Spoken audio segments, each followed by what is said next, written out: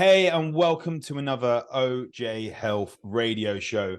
I'm here with another awesome guest. All the guests are going to be awesome, so no favorites, although you're the favorite straight away here, Karen.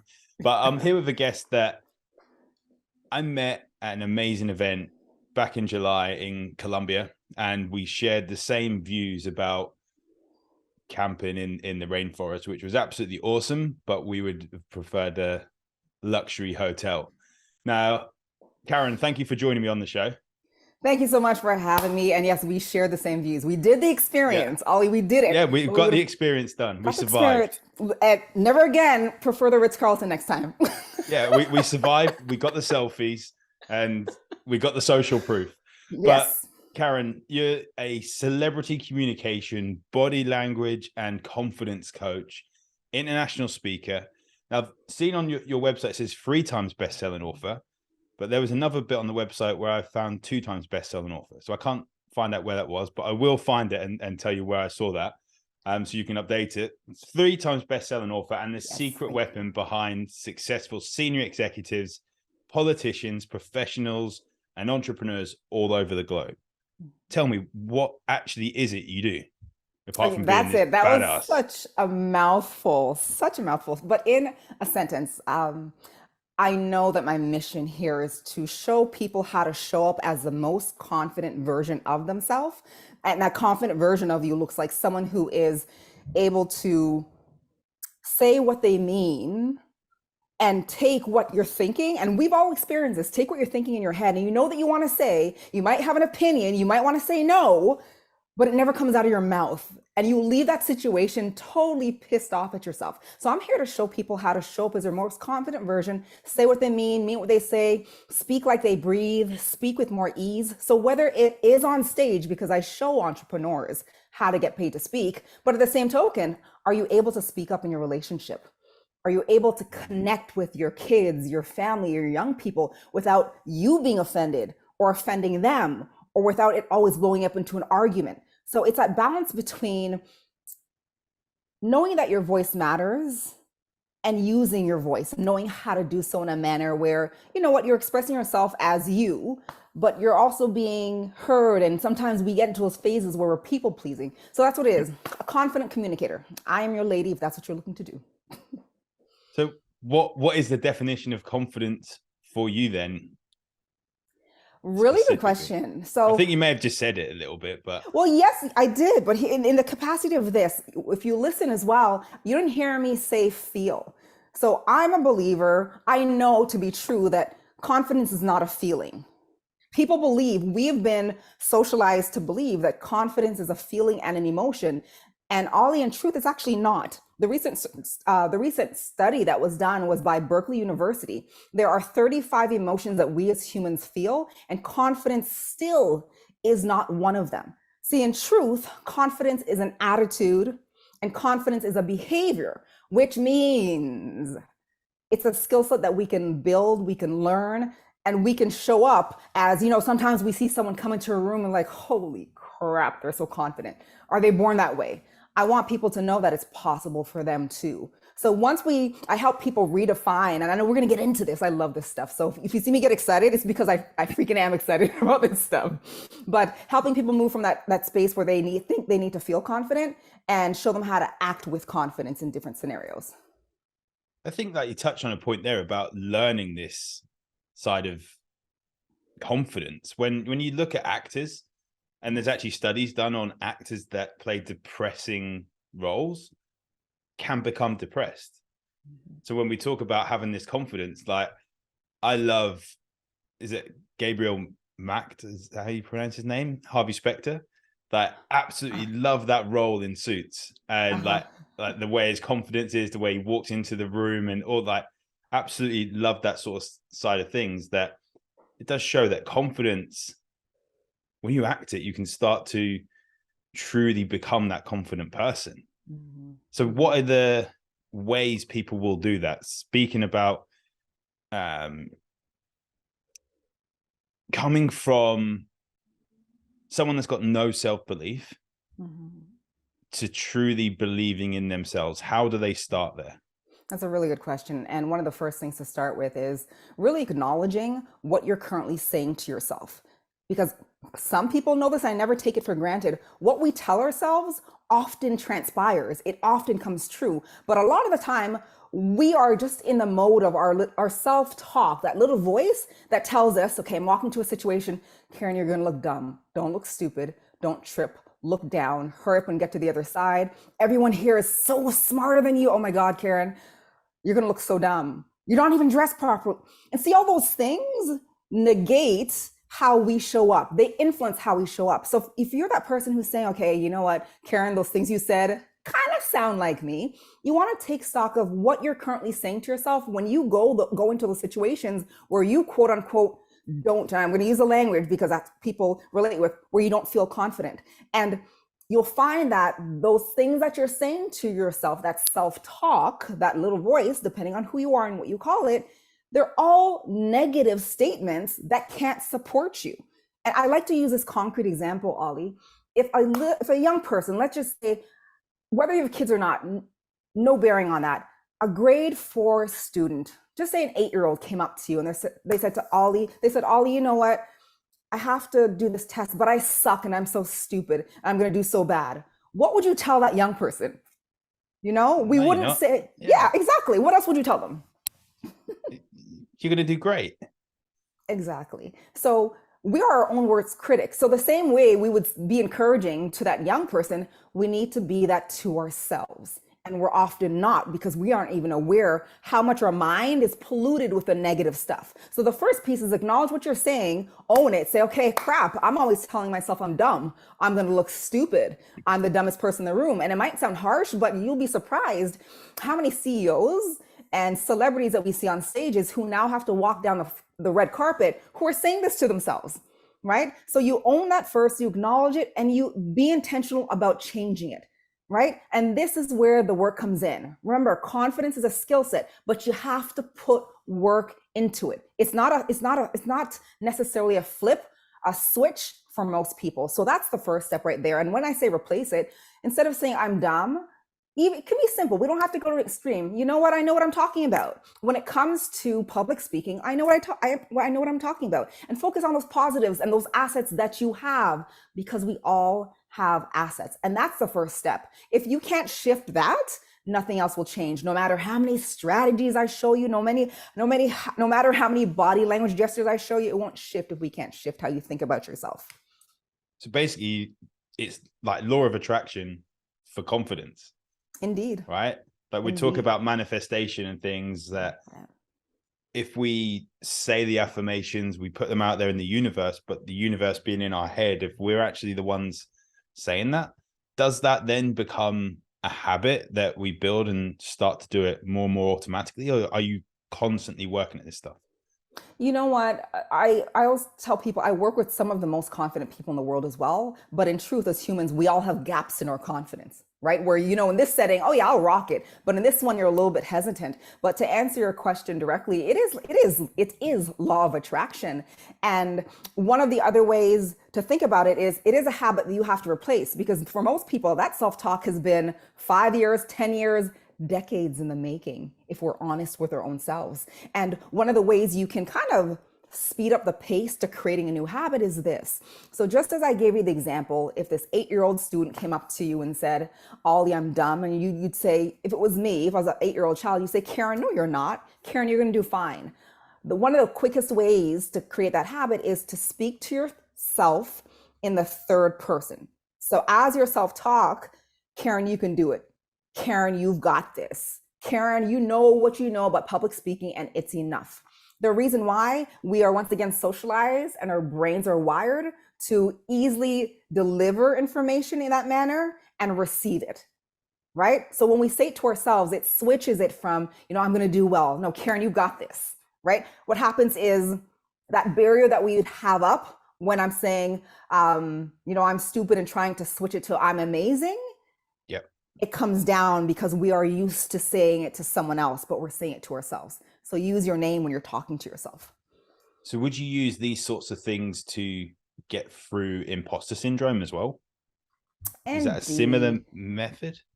It is. Now, Imposter syndrome for me is a whole new topic.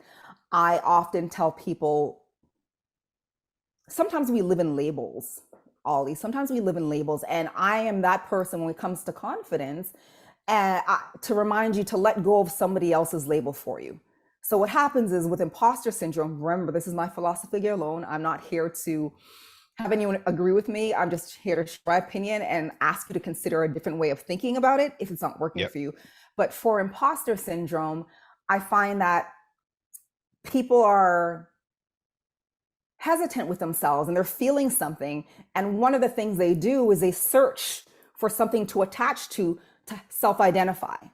And when I call myself, I say I'm experiencing imposter syndrome, what happens naturally is we jump online, Ollie. We jump on our phones and look at attributes. Oh, yes, that's me, that's me, that's me, that's me. Remember, law of attraction. Whatever we focus on, we receive. Whatever we believe, like our beliefs are simply a thought we keep thinking over and over and over and over and over again. So if every morning when I'm waking up, I'm looking to see why I am experiencing imposter syndrome, I'm not making space for myself, making space to show up as a good version, a great version of myself as is. Like the work is being put in the wrong place, right? This is just my rationale. So when you ask me the question of, is imposter syndrome is it the same work that you do when it comes to imposter syndrome? My whole thing is not too sure what you do there, but you get to decide who you are in the world.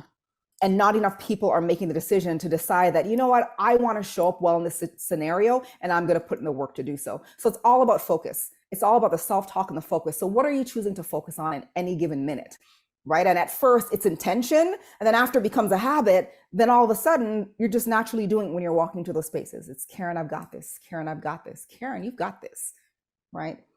Yeah, that's pretty powerful. And I think as well, my own dealings in the past with imposter syndrome and getting through that, yes, it did help my confidence. But one of the things I had to learn was a lot of the actual confident things that I had from years and years ago was a learned behavior. Like imposter syndrome came through as a learned behavior. Financial beliefs came through as a learned behavior. And I had to kind of dissect and disconnect what were my parents, my family's behaviors to where I am now, right?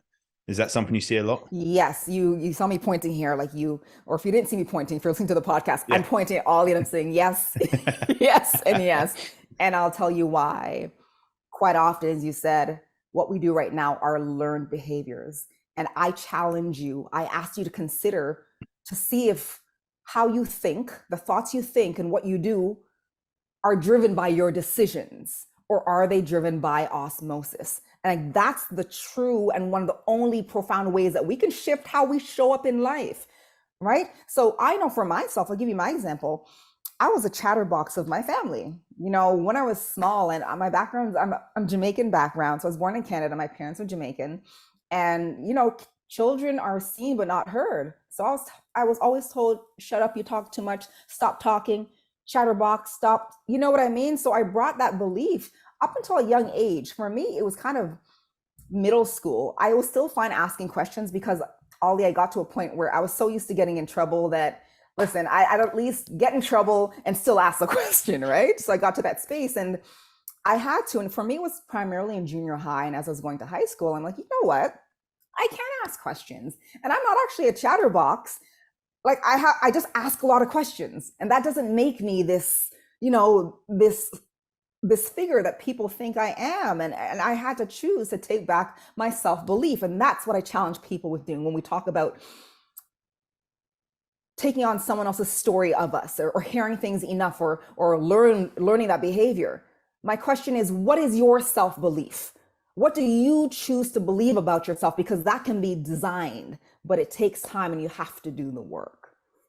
Oh yeah, I notice myself, as you can see from speaking to me, and we spent some quality time together with speaking together, that I've done a lot of work on self-love, self-belief, like moving my self-development, moving myself forward.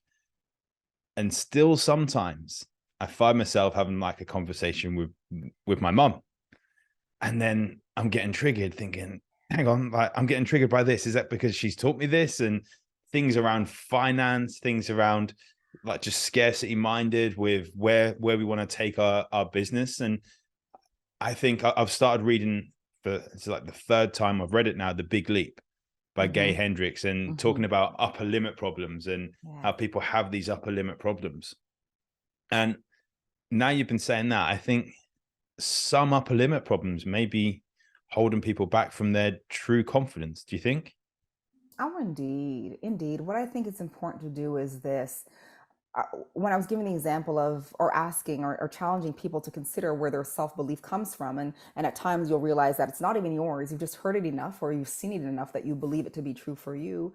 There comes a time when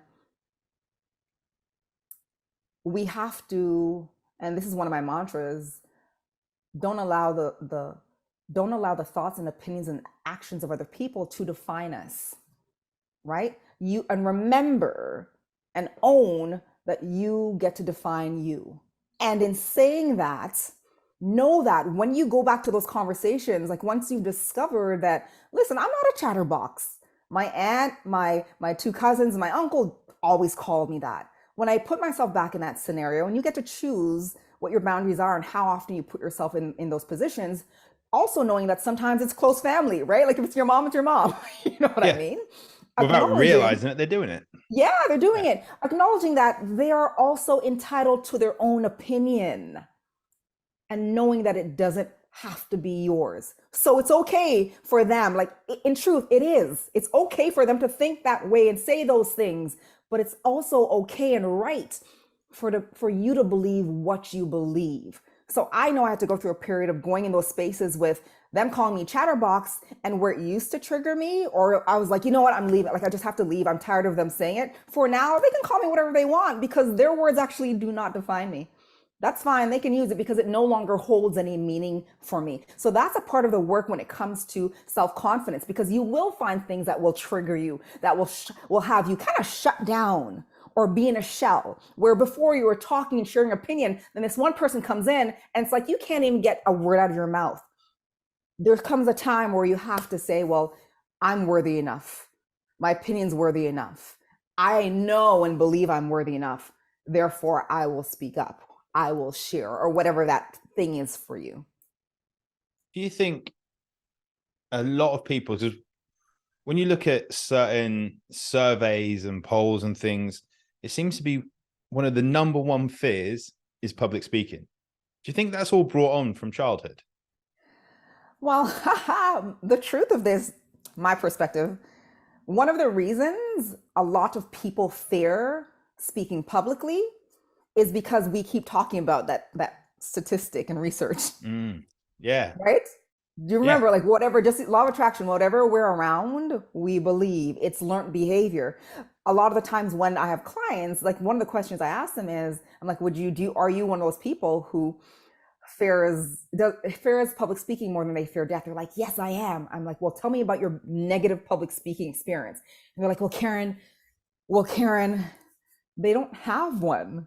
They have just taken on this statistic and made it their own. Yeah. They Right? So I normalized don't, it. and yeah, totally, totally. You personalize it, you humanized it, and you think it's yours, and it's not even. So one of the pieces I do with my clients is we unpack that first, because it's not even yours. And we deal with, okay, has something negative actually happened? Because in that case, we take a different course. But for a lot of people, nothing negative has ever happened. They just have taken on someone else's belief. So let's go back to what is your self belief. So I don't believe in that stat in any capacity. And I help people walk through that all of the time, realizing, well, do I believe it, or do I just know it really well? And have I just heard it enough? It's usually, Yeah. yeah, I've heard it enough. Like thinking back to when I used to hate public speaking, I absolutely love it now. As you've seen one of my talks, and we were speaking about going to different events and talking, that I used to absolutely hate getting on stage and talking to people, even just when I was a manager in the corporate world and there was a team of 7 or 8 people. I would hate just talking to those as a group. If there was a couple of people, it wouldn't be as bad. But I think it was down to learned behaviors. And I've had other relations say, how do you just go around the world and talk to people? I just do.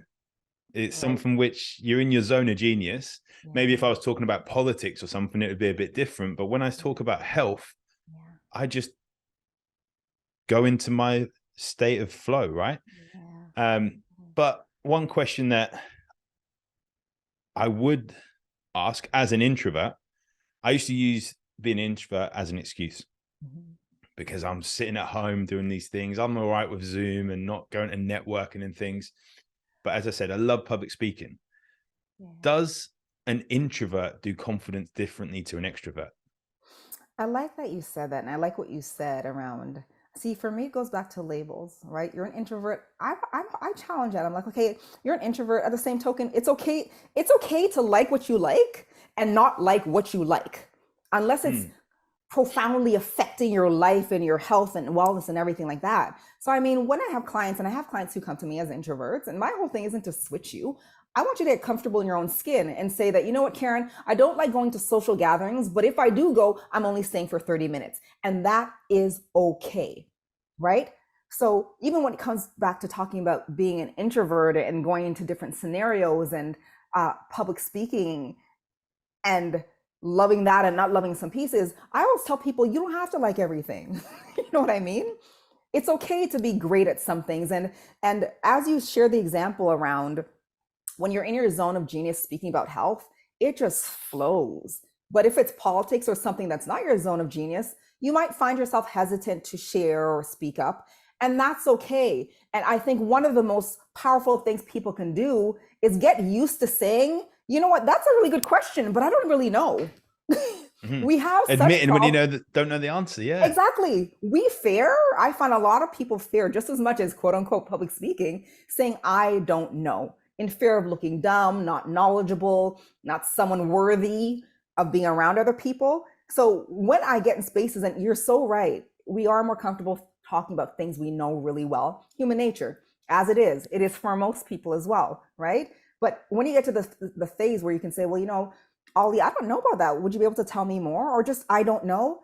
The level of respect people will have for you is actually higher than what we have in our own head that, oh my God, they'll think I'm dumb. They're like, no, well, she openly said she didn't know. And I was now able to pour into her from my knowledge base. So that piece is another strength that we have to build alongside the ability to show up with confidence.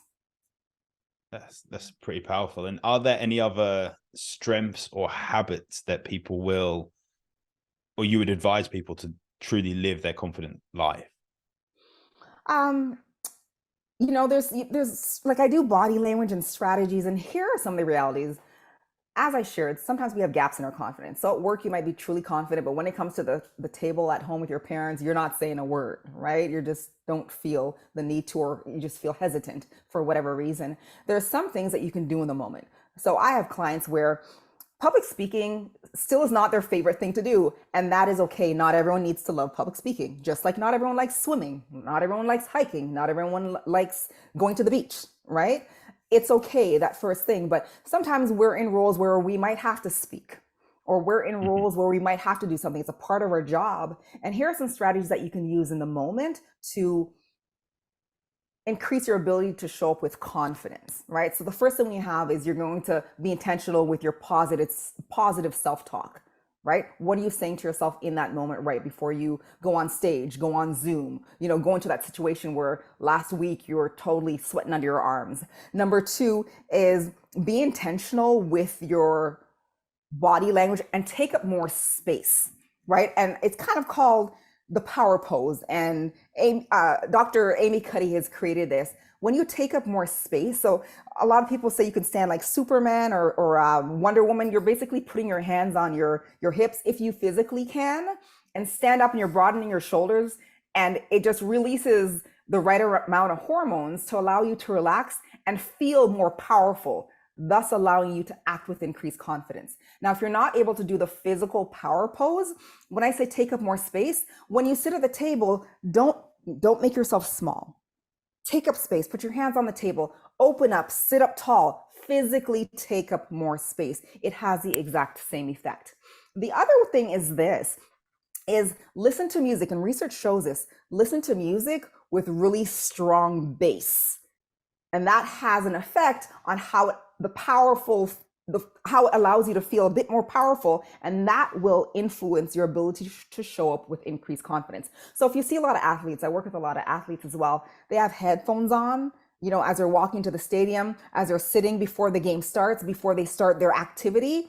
That's what they're listening to. They're listening to something powerful. And like I said, science behind it might not be a song, it can be, but the bass is enhanced in whatever they're listening to for that specific reasons. So those are a couple of hacks that you can do in the moment before. That's pretty powerful. And I always thought sometimes it's the athletes, they're just trying to show off their endorsements to like Beats by Dre or something like that. Probably that That as well. too. That as well. That as well. But in truth, they've been doing it for years, long before, Oh you yeah. know, yeah, like even in sometimes you'll find in the locker room as they're walking through their walkway, we think it's something that's enhanced, but no, it's a part of their routine and regimen so they can perform at a peak level. I always used to find because I used to DJ, that obviously having control of the dance floor was pretty powerful, but when you got that mix completely right and that bass line came out of the next song, like that feeling was just nothing. There was nothing like it at all. So you've got the music side of things. Right. How else would people prepare for speaking gigs to truly own that stage? Not the confident life, but for speaking gigs to own the stage.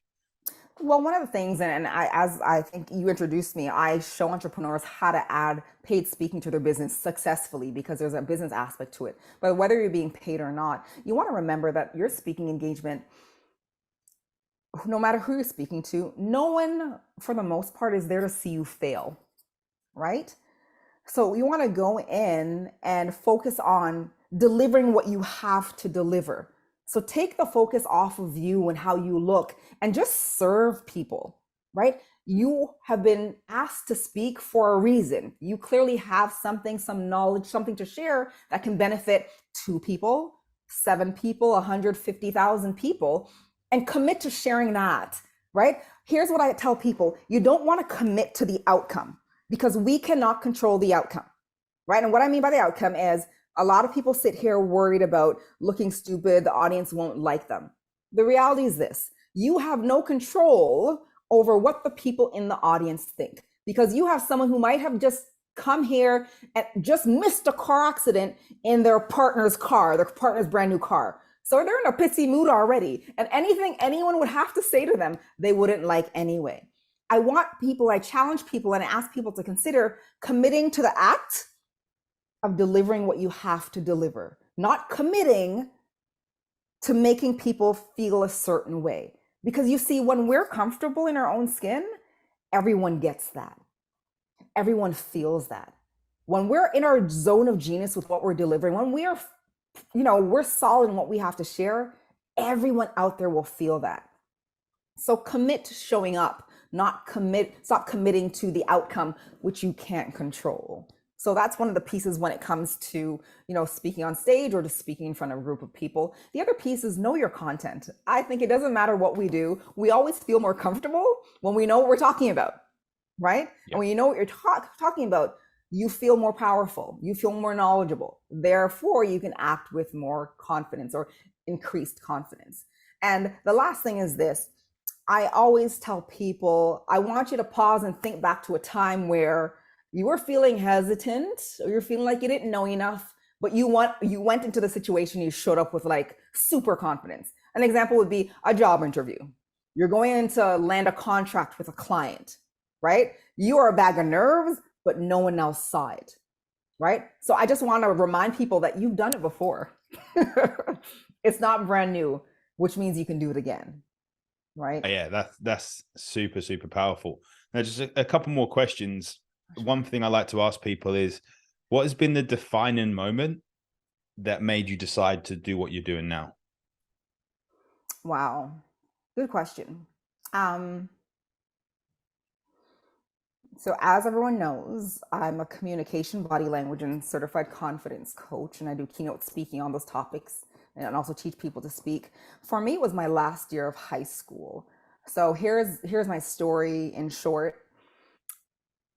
I'm over here in Canada, so nonetheless, in my last year of high school, and I loved high school, Ollie. So I was friends with everyone. So if I was in the jock hallway. So we call it over here in Canada, that's where all the athletes' lockers were because I was a top athlete. But I was also an AB student and I was also in the choir, right? So I was this interesting person who, yeah, I was in the jock hallway. I knew all the football players and cheerleaders and blah, blah, blah. And I was like, did volleyball and whatever. But you'd still catch me sitting in the band hallway because those people were my friends as well, right? So I Yeah. wasn't really cliquish, and I had great relationships with teachers, things like that, all the students. And right before Christmas, a letter came into my school and it was for a full scholarship to a US university. So back when I was growing up, that was a huge thing. There weren't so many semi-professional track clubs outside of the school. So that's why the letter came through the school. And I got called onto the office. And you know what happens when you get called onto the office? Everyone in the class is like, oh, what'd you do? Oh. Yeah. I got called onto the office and my track coach and principal were there and they showed me the letter and they said, this is for you. And I was just so excited. So everyone kind of found out and knew. Everyone was excited. My intention was to accept it. Right after Christmas, Ollie, I found out I was pregnant. And I decided to keep my daughter. So of course, coming back to school, pretending baggy clothes, no one would know. When people did find out, I lost friends. People were calling me all types of names. People were telling me to my face, I'm so disappointed in you. Teachers were kind of snubbing me. The ones who were really supportive were snubbing me. And I was feeling really bad about myself. Like confidence was like at an all-time zero. And there was one day I was walking home. This is after probably 6 weeks of just people being mean. And they were really mean back then. Like some of the things they said to me, they couldn't say and get away with now, in the Yeah. public realm. But I remember walking home one day and I was walking past a bus shelter and Ollie, I saw myself and I said, Karen, you're not diseased, you're not contagious, you're only pregnant. And you are the same person you were in September, October, November. You're just pregnant. And if people don't want to like you, and if people don't want to talk to you, that's okay. Stop allowing the words and actions of others to define you. Karen, you define you. And that was literally in my moment where I was 18, when my mantra was created. And like I've been living that ever since. And like you don't realize it until you look back. And I realized this a handful of years ago. And I came back to school as a force, Ollie. It didn't matter what anyone wanted to say. I sat at the front of the room because I was feeling so bad and people were making me feel bad. I sat at the back in the room. I went back at the front. I couldn't fit. I asked the teacher to bring a chair because I could know, the seats that are attached to the desks.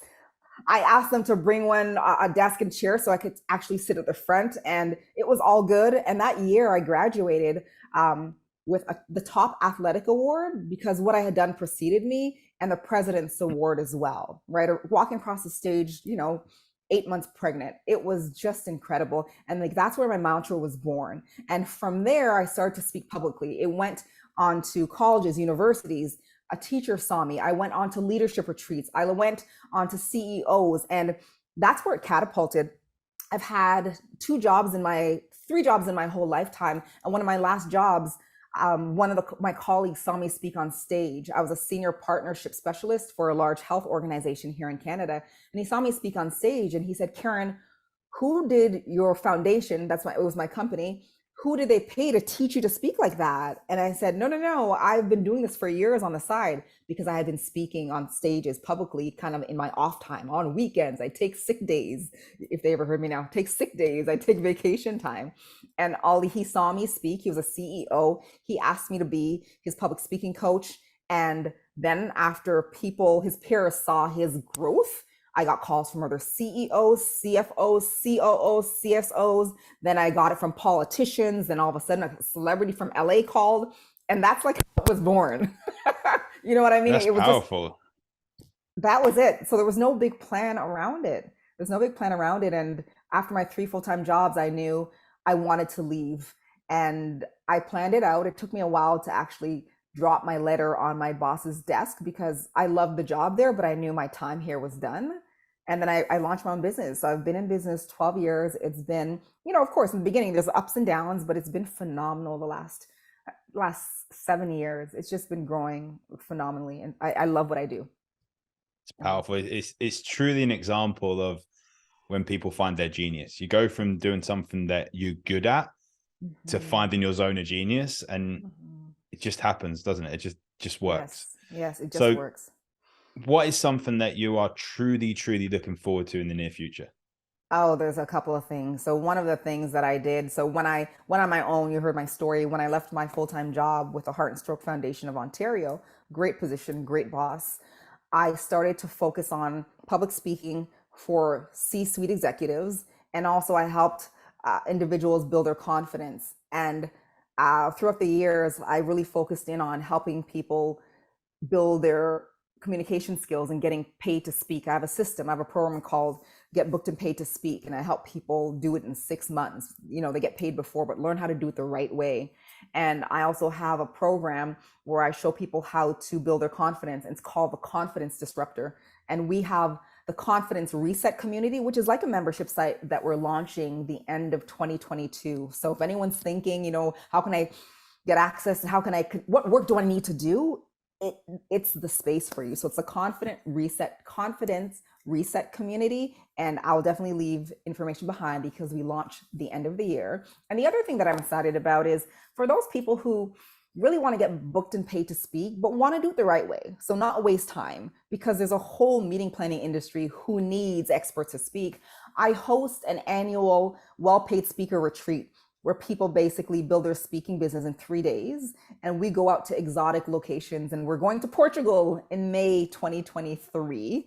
And they even have a speaking engagement out there in Portugal as well. So they get their feet wet, they get the international speaker designation. And those are the two things that I'm really looking forward to. I mean, with the Confidence Reset community, the membership site, that's open and it's at a price point for everyone. The only excuse someone would have not to get the support they need is themselves, right? Yeah. And that, I love that. Confidence is kind of, it's just reminding people who they truly are and have been, and having them realize that it's the world that has put this covering and shell and armor on them, but it's available to them to take it off, right? And reclaim themselves. And yeah, I have small wrists, and you know, my ears stick out sometimes, but I like me. You know, and despite my small wrist, I can help you when it comes to confidence and communication. Yeah. That's powerful. That's powerful. How can people find information about this stuff and get in contact with you? Absolutely. You can jump on my website. It's www.karendonaldsoninc.com, and you can access me there. You can also, if you're on Instagram, I'm at The Real Karen Donaldson. TikTok, The Real Karen Donaldson, and as well on LinkedIn, The Real Karen Donaldson. So that's where you'd find me. And feel free to reach out, ask questions. I'm here to support. We're all geniuses in this world. And the more people who can stand in the truth of who they are and own what they know and let go of what they don't, you know how happy we would be, Ollie? You know what it'd be ridiculously powerful if everyone done that. Yeah, it would be super, super powerful. So Karen, thank you so much for joining me here. It's been awesome to talk about these things. I've taken some things actually for myself. So next time you see me speak, you better be like, actually, you're taking those things. Like, I'm the reason for all you doing that. And I'm looking for stepping into my next level of confidence when I next hit the stage in a few weeks. But thank you, and we shall speak soon. Thanks so much for having me. This was so much fun.